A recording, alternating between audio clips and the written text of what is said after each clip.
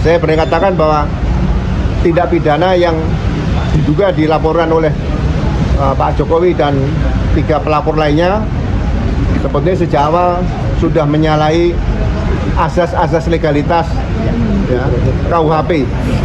Jadi saya menyampaikan kepada pemeriksa atau penyidik yang pertama berangkat dari laporan polisi. Laporan polisi yang dilakukan oleh Pak Jokowi beserta 3 orang lainnya berkaitan dengan pasal-pasal dugaan tindak pidana 310 yaitu pencemaran nama baik dan 311 masalah fitnah KUHP lama ya. Tidak pernah terjadi ada perbuatan delik aduan pencemaran nama baik atau fitnah dengan melaporkan terlapor lebih dari 1.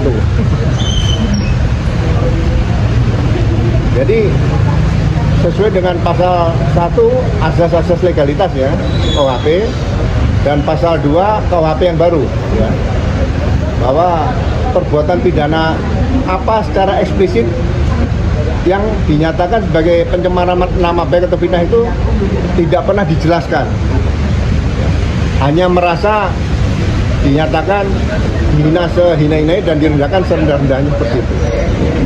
Jadi saya katakan bahwa laporan dugaan peristiwa tindak pidana itu tidak jelas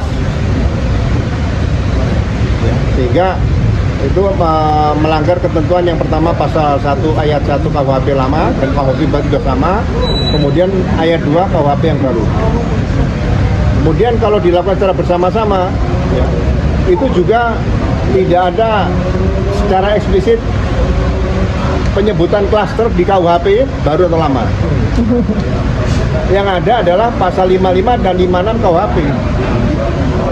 Jadi bahasa-bahasa hukum seperti ini diharapkan tidak jadikan sebagai model baru yang justru nanti akan merusak bagaimana penyidikan di tahun Indonesia Emas tahun 2045. Itu yang saya sampaikan seperti itu. Ya, RJ kan menggunakan hukum acara pidana yang baru.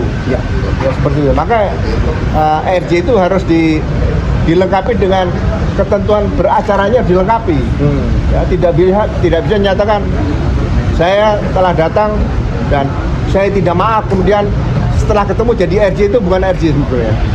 Baru pertemuan saja, baru tingkat awal. Ya. Makanya mudah-mudahan saya berani katakan bahwa tindak pidana yang diduga dilaporkan oleh Pak Jokowi dan 3 pelapor lainnya sepertinya sejak awal sudah menyalahi asas-asas legalitas ya, KUHP. Pak, berarti itu bisa dibilang alasan Bapak juga menyetujui untuk menjadi ahli di dalam kasus ini? Iya, kita kan harus memberikan koreksi terus kepada penegakan hukum selama kita masih bisa memberikan. Yang kita harapkan kan tahun emas juga penegakan hukum, kedaulatan hukum juga harus ditegakkan selain kedaulatan yang lain ya.